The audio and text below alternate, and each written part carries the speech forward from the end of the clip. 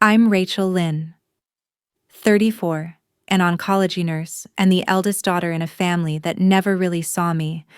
The room smelled like spiced cider, cinnamon candles, and disappointment.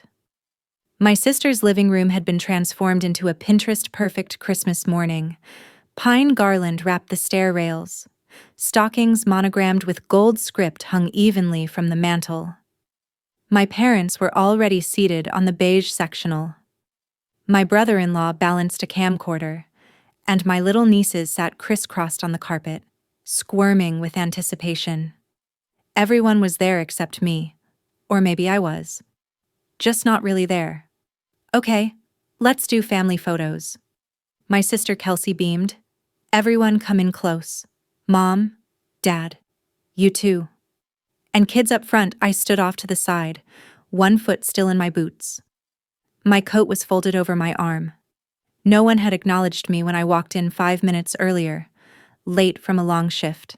I'd driven 2 hours through sleet, skipped sleep, skipped the staff brunch, skipped everything. And still, I wasn't part of the picture. Rachel, Hun, can you take it? Kelsey asked, holding out her phone with one hand while smoothing her curls with the other. My mouth parted. I almost reminded her I was family too, but I closed it. I nodded and stepped back. Through the lens, I watched them arrange themselves, smiles, arms draped around each other. My mom fluffed my dad's collar. My niece tugged on Kelsey's sleeve. They all leaned into one another like something sacred. I clicked the shutter. Once. Twice. Great. Thanks, Kelsey chirped, already snatching her phone back. Now let's eat. No one asked me to join the photo. No one even noticed I hadn't unwrapped a single gift under the tree. I wandered toward the kitchen, numb. The long dining table was set with a red runner and mismatched plates from Grandma's old cabinet. I passed platters of deviled eggs, sliced ham, cranberry tarts. Someone had made sweet potato casserole with marshmallows. Kelsey's voice trailed behind me, laughing at something Dad said. The only sound that followed me into the hallway was the clink of silverware and cheer I didn't feel part of. You really couldn't have come earlier like we asked? My mom said quietly, stepping beside me near the coat rack. It's not always about your schedule.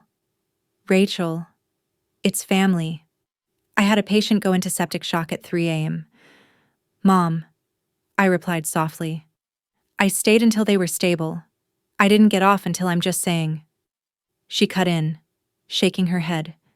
Every year it's something. That's what I was. A blur in the corner. An afterthought with a valid excuse that still didn't count.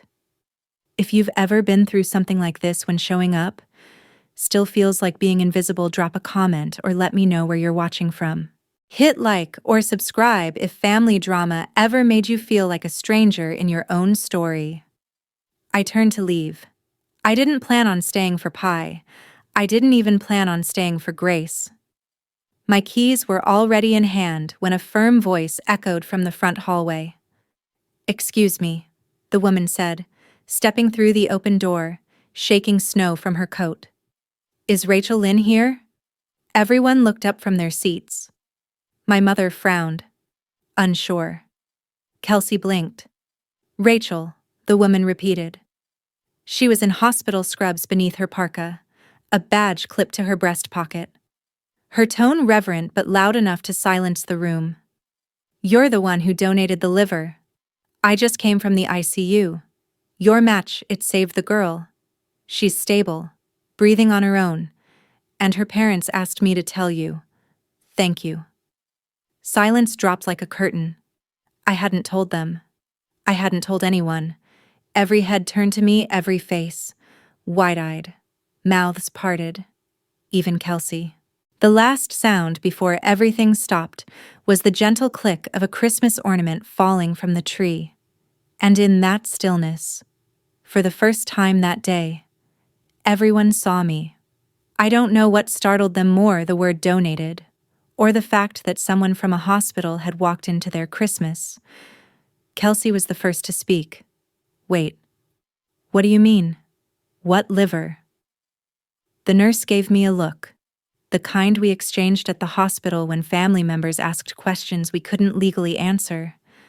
I should go, she said gently, but I couldn't finish my shift without stopping by. The transplant team said your match was textbook. You gave a teenager her second chance. That's not something we forget. She nodded once.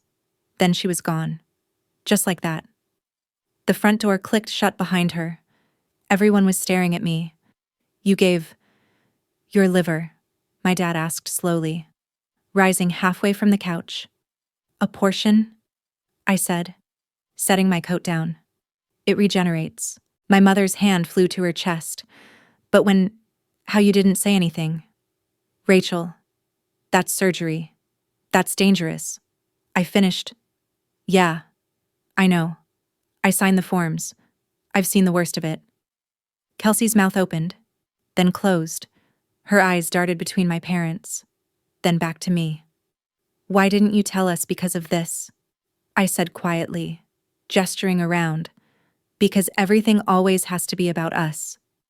Traditions, timelines, pictures, the way you all expect me to fold into the background until someone needs something practical rides, advice, help with hospital bills, but never anything emotional. And if I ever miss a casserole or don't show up in time for gift exchanges, suddenly I'm selfish. I didn't yell. I didn't need to. The truth sat there like a heavy ornament no one could pick up. Kelsey stepped back, her face reddening. I didn't mean it like that. I looked at her and didn't say anything. My dad scratched his head. But who was the girl? Did you know her? I shook my head. Anonymous. I volunteered to be a non-directed donor through the registry. They match you with someone who needs it most. The surgery was 4 weeks ago. My mother blinked hard. But you came for Thanksgiving. You seemed fine. I gave a small smile. I was still healing. It wasn't easy. But it's not supposed to be. Is it? There was a long pause. Then, softly, my youngest niece piped up. You gave someone your liver. I crouched down. A part of it. And now she's okay. Like a Christmas present. She said. I smiled. Kind of. Behind her. The rest of the adults looked like they didn't know where to place their hands. Or their guilt. I stood up slowly. My abdomen still ached when I moved wrong. I'd told my boss I was going to spend the holidays resting quietly at home. No one, not even the team at the transplant center, knew I had made this drive, intending just to show my face, smile through it, and leave unnoticed. I picked up my bag again. I should head back. I just didn't want to not come at all. No, my father said, stepping forward. You're staying. Sit. Please. My mother had moved toward the kitchen and was already pulling another plate from the cabinet. There's plenty of food, Kelsey added, more quietly this time. And we didn't know. Rachel, we really didn't. I nodded. I wasn't angry. Not anymore. I was just tired. So I sat. I pulled my chair up to the table and let my plate be filled. Someone passed the wine, and I took a sip.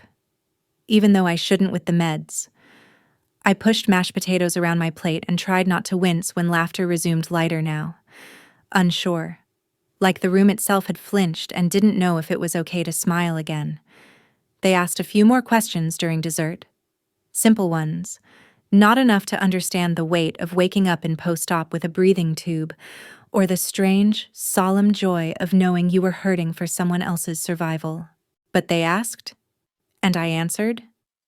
My mother brought out a pie and set it down like an offering. Apple. Your favorite. I nodded. I hadn't told her that had changed years ago. I liked pecan now. But I took a slice anyway. When the plates were cleared, Kelsey came over and handed me a wrapped gift. It's small, but I hope it's something you'll like. Inside was a journal. The front was engraved with my initials. The paper was thick and smooth. I ran my fingers over the spine. "Thank you," I said, because it was easier than explaining I hadn't written in a journal since the year I lost my first patient. Kelsey lingered. "Can I ask something?" "Sure." She lowered her voice. "Why did you do it?" I looked down at the journal. "Because I could." She nodded slowly. And for the first time since we were kids, she didn't argue with me. Later that night, when the house quieted and people drifted off to the guest rooms or packed their cars to leave, I stayed by the fire with my dad. He hadn't said much, but now, he turned to me with his familiar, tired eyes. "I'm proud of you. You know," he said, even if I didn't say it right away. "I know," I said, barely above a whisper, and it was true. I did know. I'd just never let myself believe it mattered. We sat in silence for a long time, the flames casting slow shadows on the walls. At one point, he reached over and placed his hand on top of mine. "I don't think I've ever been brave like that," he said. "You've done your own kind of brave," I replied. He smiled. "Still, I'll remember this Christmas for the rest of my life."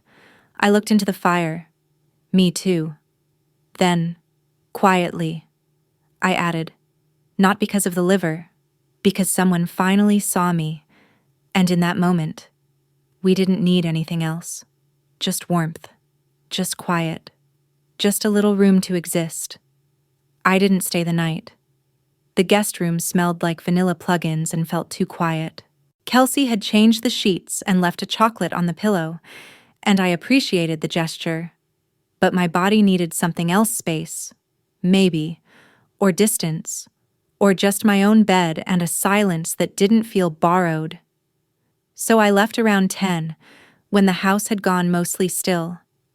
My mom had offered me leftovers in foil, and I took them even though I didn't want them. Just like I had taken the journal, just like I had taken the picture, earlier, the one I hadn't been in. The road back to my apartment was slick and shining, reflecting red and green streetlights like Christmas had melted onto the asphalt. I kept the radio off. My body was still sore under the seatbelt. It would be for weeks, maybe months. But it was a clean pain, a kind of wound I understood. My apartment smelled like lemon soap and fabric softener.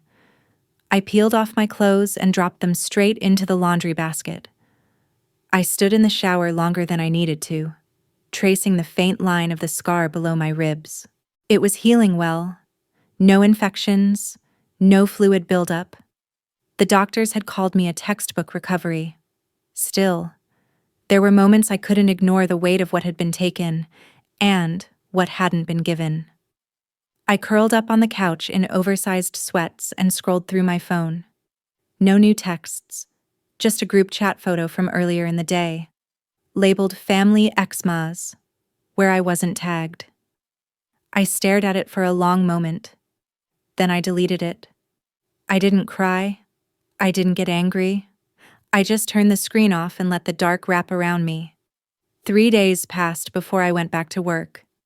The hospital welcomed me like a second skin clinical, humming, alive.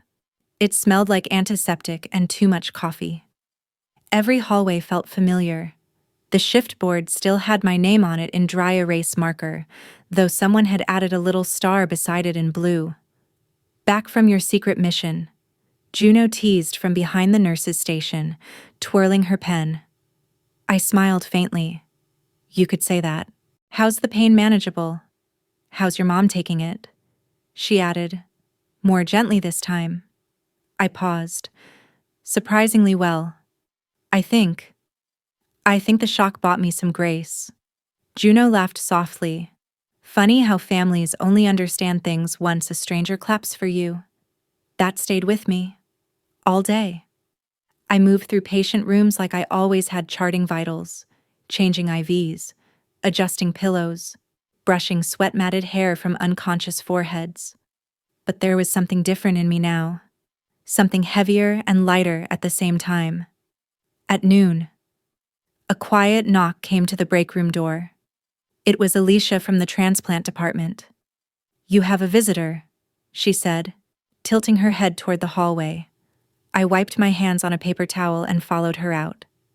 A man and a woman stood near the vending machine, holding a bouquet of white chrysanthemums. They looked tired, worn, but they were smiling. "Rachel," the man asked. I nodded. "I'm Nathan," he said. "This is my wife, Laura. Our daughter is... she's stable, awake, even. You gave her that." Laura stepped forward and pressed the flowers into my hands. "We didn't know how to find you, but the nurse said you might be here today. We couldn't go another hour without saying thank you. In person." I didn't speak for a moment. I didn't trust my voice. "She's 17. Nathan continued. "She's an artist. Well, she was. She hadn't held a pencil in 6 months before the surgery. And this morning, she asked for her sketchbook." He choked on the word sketchbook, like it had been locked in his throat. "Can we give you a hug?" Laura asked. I nodded. They embraced me like I was something holy, something irreplaceable. No one in my family had ever held me like that. Not even when I graduated top of my class. Not even when I pulled 12-hour shifts through COVID and came home without complaint. "I don't need anything else," Laura whispered.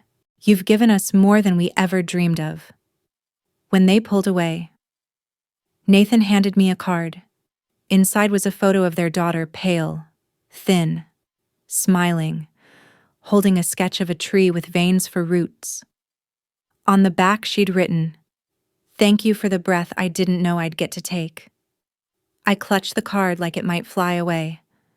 After they left, I stood in the hallway, trying to remember how to inhale without crying. Juno came up beside me and handed me a coffee. "You okay?" "Yeah," I said, just remembering why I started this in the first place. She nodded. "You know, we put you up for the hospital's humanitarian award. They're announcing it next month." My stomach clenched. "You didn't." "We did. And you're not allowed to object. You're the reason half of us didn't burn out this year." I laughed. A tired, cracked sound. "I don't need a plaque." "Good. Because I hear they're ugly." That night, I sat on my fire escape under a blanket, drinking ginger tea and rereading the sketch card. I thought about that girl's lungs filling with air. I thought about her picking up a pencil, about her drawing something that would never exist if I hadn't said yes. My phone buzzed. A text from Kelsey. "Mom said you're not answering calls. We wanted to invite you for New Year's dinner. Just small. Just us." I stared at it. Not because I didn't know what to say, but because for the first time in a long while, it felt like an ask, not an expectation. I replied, "Let me know what time. I'll bring dessert." Seconds later, she texted back a heart emoji. No overthinking, no demands, just a heart. I leaned back and watched the city breathe. In and out. Somewhere, a girl who once couldn't sit up in bed was sketching a tree, and maybe, if I was lucky, she'd draw it again tomorrow. That was enough. That would always be enough. I brought cheesecake, store-bought, not homemade. But it was the good kind, the dense, New York-style one with a layer of raspberry glaze on top. The kind Kelsey used to sneak bites of as a teenager.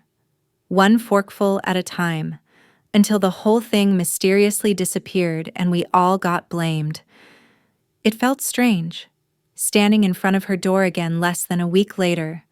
A different outfit, different holiday, the same people on the other side. But something had shifted. Not much. Not enough to erase everything, but just enough that I didn't hesitate before ringing the bell. "Hey, Kelsey, open the door." "You're early." I stepped inside. The house smelled like rosemary and garlic this time.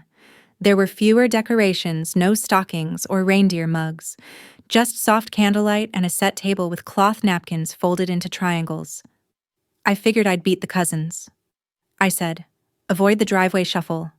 "No cousins," she replied. "Just us. You, me, Mom, Dad. Low key. That was new."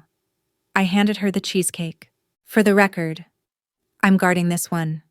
She laughed. "Fair." The door shut behind me. The clatter of a pan came from the kitchen. My mother's voice floated out a moment later. "Is that Rachel?" I stepped into the doorway. She was at the stove, stirring something in a pot, an apron tied over her blouse. "Hi, Mom." She turned. Her eyes crinkled. "You look rested?" I nodded. "Been sleeping more?" "Well, that's good." She didn't ask about the scar, or the pain, but she didn't need to. That look on her face, curious, careful, slightly proud, was enough. I wasn't asking for miracles. Dad was already at the table, sipping something dark from a mug. When I walked over, he looked up and said, "I read the article." I raised an eyebrow. "What article?" "The one the hospital posted. About you. They used your picture and everything. Even quoted your patient's family." "Oh, I hadn't even seen it yet. Guess that's why the HR rep was asking about permissions last week." He held my gaze. "It was a good picture. You looked proud, but soft. Like someone who knew exactly why she did what she did." I didn't know what to say, so I just sat across from him and folded my hands. Dinner was lamb and potatoes, asparagus spears, and warm rolls wrapped in a linen cloth. Kelsey poured the wine. Mom lit the candles. There was no loud music, no cousins arguing over who got the bigger slice of pie, just forks clinking gently, and a couple of awkward silences no one rushed to fill. At one point, my mom said, "Did it hurt?" I looked up from my plate. "Yeah, but not in the way people think."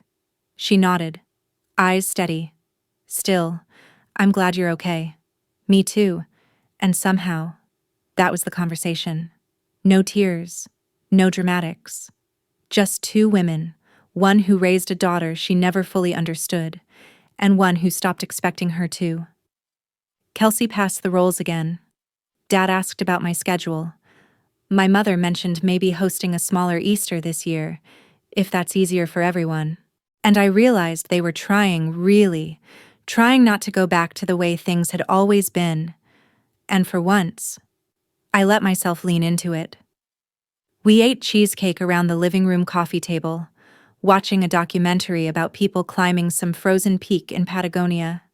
Halfway through, Mom drifted off on the couch, and Kelsey and I sat on the floor with our plates, wrapped in throw blankets like kids at a sleepover. "Remember when we used to fight over the remote?" she said. "Only when you were losing." She laughed. "I was younger. It was only fair. You were also louder." She smirked and nudged my shoulder. "I don't think I said this the other night, but I'm proud of you. Rach. Really, I had no idea you'd done something so huge." I looked down at my plate. I didn't want it to be about me. That's the thing no one really gets. It's not this hero moment. It's quiet, private. I did it because I could live with the pain. I did it because she might not. Kelsey's eyes were glossy. "Still, it matters. You matter. And I want to be better at showing that." For a second, I wanted to say too late. I wanted to list every party, every milestone, every conversation I was left out of or made to feel small during. But that version of me, resentful, bitter, keeping score, wasn't the one who lay on an operating table and whispered, "Let her live." So instead, I said, "Thanks. That means something." Because it did. Even if it came later than I needed, even if it was a little messy, it meant something now. By the time I got home that night, the street was quiet. Most of the city had already slipped into sleep, the last glow of fireworks fading somewhere in the distance.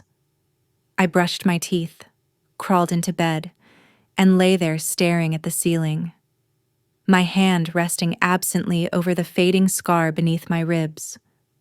I thought about the girl again, the one whose name I still didn't know, the one who might have been sketching something new, even as I drifted off to sleep. I hoped it was something soft, something whole, something alive. The next few weeks passed in a blur. The award ceremony happened. And yes, it was a hideous plaque, just like Juno said. But it came with a letter signed by the hospital board, and that was taped to my fridge. Patients came and went. One coded and didn't make it. Another smiled for the first time in months. I held a new mother's hand during induction and rubbed the shoulder of a grieving widower who just needed to sit still for a minute. Life didn't pause just because I'd done something big. It kept moving. But now, it moved with me, not past me. And then, one morning, a letter came. No return address, just my name, in small slanted handwriting. Inside was a folded sheet of drawing paper, the same tree sketch I remembered from the photo, but now it had color. Watercolor sky behind it, deep roots beneath it, and hanging from its branches, tiny pieces of fruit that looked like red hearts. At the bottom, in pencil, were 4 words. You gave this back. I held it in my lap for a long time. No tears, just breath. Steady, real, grateful breath. I framed it that weekend and placed it by the window, where the sunlight caught the color just right. And for the first time in years, I felt something ease in my chest. Not relief, not pride. Something quieter. Belonging. It was a Thursday when my mother called me for no reason. No birthday, no holiday, no surgery announcement. Just a soft ring mid-shift while I was on break. Her name lit up my phone screen like a strange echo from a timeline that rarely overlapped with mine. "Hi, Mom," I said, cautiously. Her voice came through quiet but clear. "I'm making soup. Thought of you." I blinked. "What kind? Chicken and barley? The kind you used to like when you came home sick from school." I smiled into the receiver. "I still like it. Well, if you want some, I can drop it off. Or you can come by after work. It's nothing fancy." I paused. That sounds nice. And it was? I sat in my car outside their house that evening, watching the kitchen window glow. I hadn't parked here just for holidays in years. It used to be my childhood home, then it became a place of obligations, expectations, and detachment. But tonight it looked softer, smaller, real. She met me at the door with a ladle in hand, still in her apron, her gray-streaked hair pinned up with a pencil. "You're thinner," she said, squinting. "I'm eating." "Good. You need to." I stepped inside and smelled thyme and broth and celery. And something else I hadn't smelled in years: attention. Not the kind that asked questions and then looked away before I could answer. The kind that boiled water because she thought I might want to sit down. We didn't talk about much. She filled a bowl, handed me a spoon, and sat across from me with her own. Her hands wrapped around the ceramic like it anchored her. After a few sips, she said, "You didn't get that kind of heart from your father?" I smiled faintly. "No. He's generous. But you give until it hurts." I shrugged. Sometimes that's the only way I know how to connect. I guess I got tired of waiting for people to reach for me first. She looked down. Her spoon paused midair. "I'm sorry for that," she said. "I think, somewhere along the way, I convinced myself you didn't need us, that you were already stronger than all of us." I didn't respond, not because I was angry, but because I was afraid if I spoke, I'd start crying, and I didn't want this fragile moment to collapse under the weight of old grief. So instead, I finished my soup, slowly. She asked if I wanted seconds. I said no, but I stayed a little longer anyway. By the time I left, she'd packed up 2 containers in a paper bag. "Don't wait for a holiday," she said. "Just come." And this time, I believed she meant it. At work, things returned to their usual rhythm. The high of the award faded into badge chatter. A new hire named Rima joined the night shift, and I found myself training her during quieter hours. She was bright, eager, a little too fast with IV taps but quick to learn. One night, while we walked the hallway during a lull, she asked, "You're the liver donor, right?" I hesitated. Did it change you?" Her eyes weren't wide with admiration, just curious. "Yes," I said after a beat, but not in the way I expected. She tilted her head. How so? I thought it would be this defining thing, like I'd suddenly feel whole or important, but it wasn't like that. It was quieter. It was realizing I could live without recognition, that I was okay being invisible, because the act itself was real. Rima nodded slowly. "Still, that's huge." "I think the real change," I added, "was that it gave other people permission to see me again. Maybe even love me better. Maybe I needed to love me better too." We turned a corner. A patient buzzed. The moment passed, but the truth of it stayed with me. A few weeks later, I ran into Kelsey at the farmer's market. She was holding a bouquet of tulips and scanning honey jars when I spotted her. "Hey," I said. She turned. "Oh my God. Rachel, I didn't know you came here." "I do. Every other Sunday. It's my reset." She nodded, her voice warm. "I come for the flowers. They make the kitchen feel alive." We walked together for a while. She bought a jar of fig preserves. I picked up a loaf of walnut bread. Before we parted, she said, "I talked to Mom. She said you came over for soup." I nodded. "It was nice. She told me she cried after you left. I think she finally realized how much she's missed."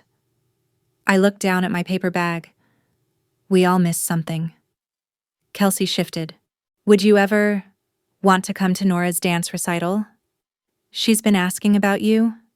My niece, the one who called my liver gift a Christmas present. I smiled. "Text me the date." Kelsey's shoulders dropped in visible relief. "I will. And Rach, thanks for not giving up on us." I almost said I did. A little. But instead, I just nodded. "I'm glad you're trying now." That weekend, I spent an afternoon redecorating the corner of my living room. I moved a chair closer to the window, placed a small table beside it, and framed the sketch the girl had sent me in rosewood. I set the hospital plaque beneath it, not out of pride, but to remind myself that silence doesn't mean erasure, that even if no one clapped, the act would still echo in someone's breath. I wrote in the journal Kelsey gave me that night. The first page was stiff and hard to start, but I wrote about the transplant. Not the hospital part, the real part. The ache in my ribs the night I stood alone on Christmas Eve, and the warmth in my hand when a stranger thanked me with tears. And then I wrote about dinner, soup, tulips, farmers markets, little things that somehow began stitching everything together again. Not perfectly, not quickly, but slowly, quietly, like a body healing itself. The auditorium smelled like dust and sugar cookies. It was a tiny school gymnasium with a creaky wooden floor and red velvet curtains that didn't quite close all the way. Folding chairs lined the space in imperfect rows, and homemade paper snowflakes dangled from the ceiling by fishing line. A glittering banner hung above the stage, hand-painted with the words, "Winter Stars Recital." I hadn't been in a place like this since I was in school myself. But this time, I wasn't backstage. I wasn't volunteering or running an IV line or holding a clipboard. I was just an aunt, in the second row, holding my coat in my lap and a crumpled paper program in my hand. Nora was act number 6. Before the lights dimmed, Kelsey leaned over and whispered, "She's nervous. She kept asking if you were really coming." I nodded, feeling something shift in my chest. The curtain opened, and tiny dancers in white tights and tulle began spinning on stage to a tinny recording of "Let It Snow." Parents clapped with quiet pride, some holding up phones, others mouthing the words from their seats like prayers. And then, just before the 6th number, the lights flickered a little, and the principal shuffled up to the microphone. "We want to take a moment before our next dance to recognize someone very special in the audience tonight," she said, adjusting her glasses. I felt the muscles in my shoulders tense. She's someone many of you may not know, but someone who gave a gift that saved a life this year. A real-life example of courage and compassion. Please join me in welcoming before she even said my name. I felt every head turn toward me. Kelsey stiffened beside me. "Rachel Lynn, nurse and organ donor. Thank you for showing our children what kindness really looks like." There was scattered applause, then louder. Then a few people stood. I didn't move. I didn't know what to do with my hands. I didn't want this moment. Not really.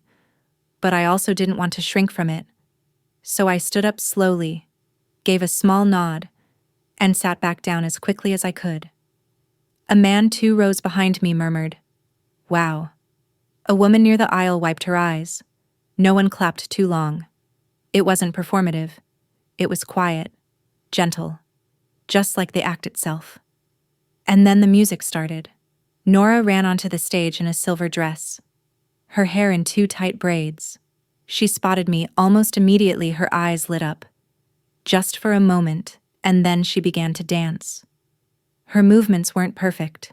She missed a few steps, turned the wrong direction once, stumbled on a twirl, but she smiled the whole way through, bright and proud and unshaken. After the curtain dropped, Kelsey grabbed my arm. "She saw you." "I know. She's going to remember that forever." I smiled. "Me too." We waited in the hallway outside the stage doors. Nora barreled toward us a few minutes later, breathless and flushed, gripping her flower bouquet like a trophy. "Auntie Rach," she shouted, throwing her arms around my waist. "Hey, star dancer," I said, hugging her back. "Did you see me? I only messed up a little. I saw every move. You were magic." She beamed. "Mom said you gave someone a piece of your body." I blinked. "She told you that?" "She said it was brave, like superheroes do in stories." I crouched down so we were eye to eye. It was just a little piece, and I had extra. "Do you miss it?"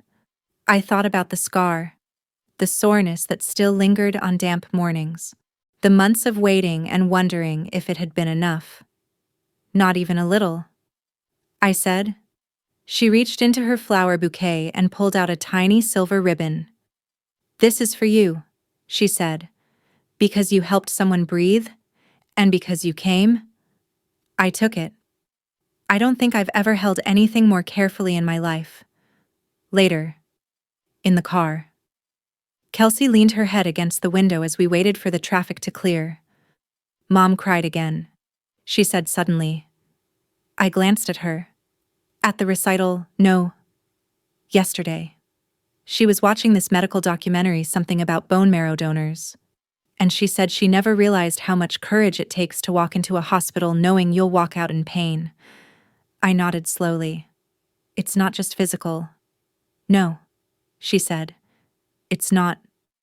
There was a long silence between us, but it didn't feel tense, just full. "She's trying," Kelsey added. "We both are. I see that. And I'm sorry it took this long." "I know."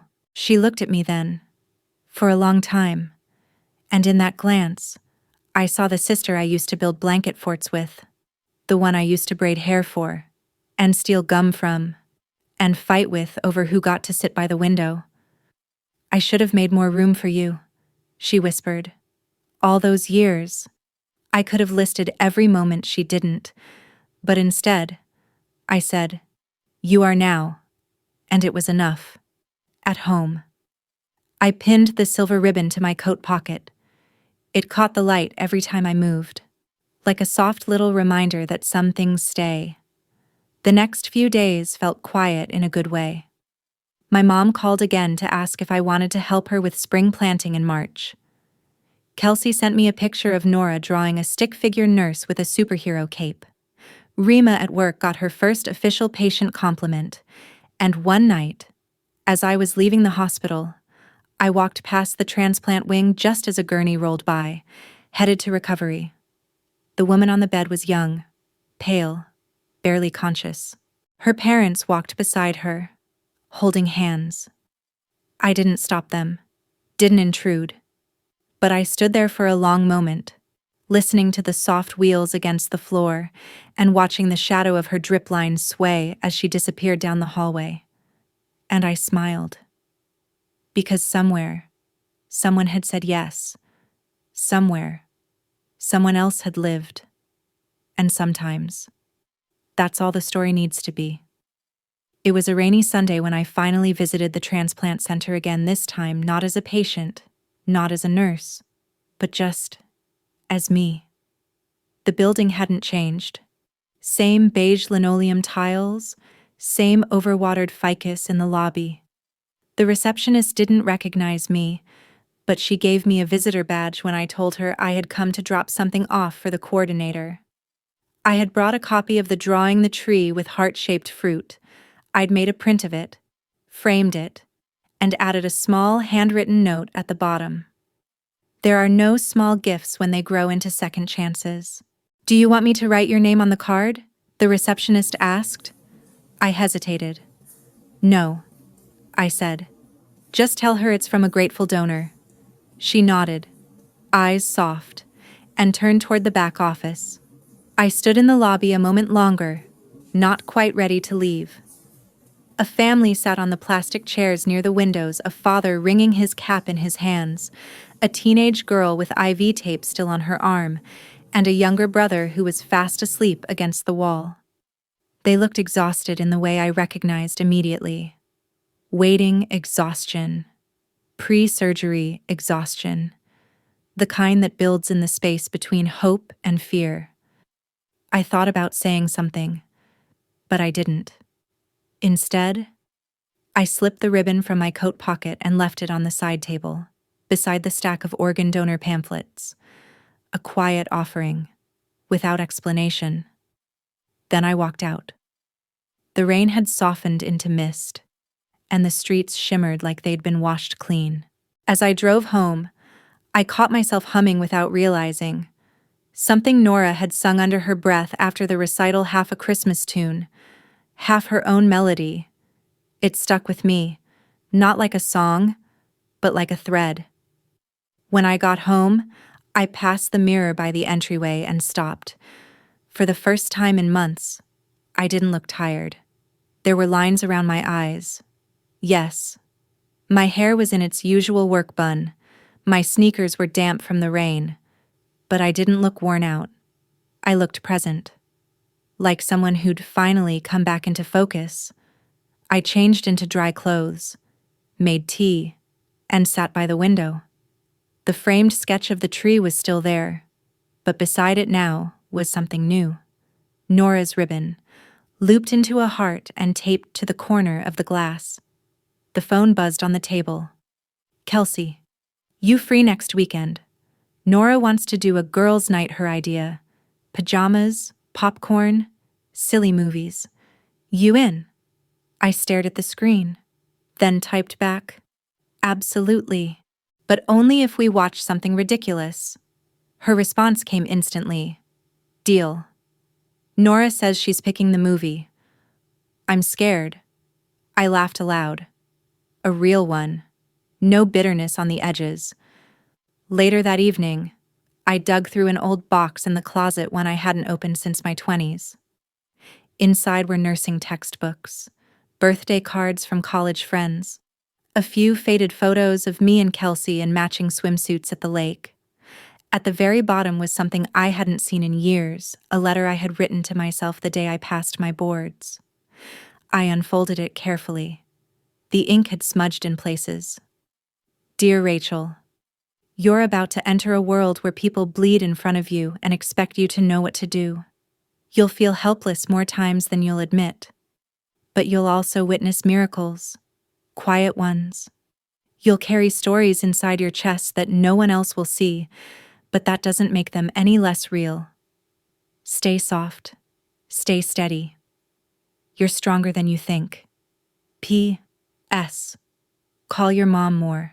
I smiled and cried a little, because that version of me, nervous, idealistic, trying so hard to be enough, still lived inside the one sitting cross-legged on the bedroom floor. She had done everything she promised she would, even the part about calling mom. Monday came like they always do, too early, too gray. But something about this one felt lighter. I left a little earlier than usual, stopped by the bakery near the hospital, and bought a bag of cinnamon rolls for the break room. Juno was already there when I walked in. You're glowing, she said, raising an eyebrow. Did someone finally confess their love in the supply closet? Not yet. I laughed. But hope lives eternal. She snagged a cinnamon roll. Seriously though, you look different. I feel different. Still sore.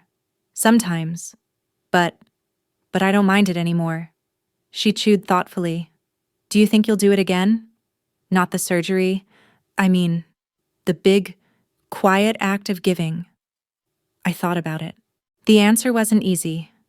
Yes, I said finally, but I think the next one will look smaller on the outside. Like showing up for girls' night? I blinked. How did you? Your sister posted it. Said you're coming over to build blanket forts and eat marshmallows. The internet knows all. I shook my head. She used to block me from her stories. Well, consider yourself unblocked. Congratulations. You're officially family again. The words made me pause. Not because they weren't true, but because I realized I hadn't needed to be officially anything. I'd belonged all along. I just stopped waiting for someone else to tell me that. The rest of the shift passed in a blur of charts, rounds, and hallway conversations. In the late afternoon, I was assigned a new admission, a woman in her early 30s with a tentative diagnosis of autoimmune hepatitis. Her chart was thick, her expression wary. Hi, I said gently. I'm Rachel. I'll be your nurse tonight. She looked up. I've seen you before. I hesitated. Really? You're the donor. From the article. The one who gave part of her liver to a stranger. I blinked. That was me. She softened. Then I'm glad it's you here. I've been scared all day. I sat beside her and took her hand. You're not alone, I said. And I meant it. Not just for her. For me too.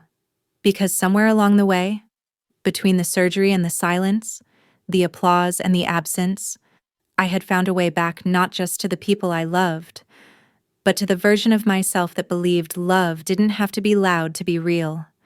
Sometimes, it just had to last. The marshmallows were burnt.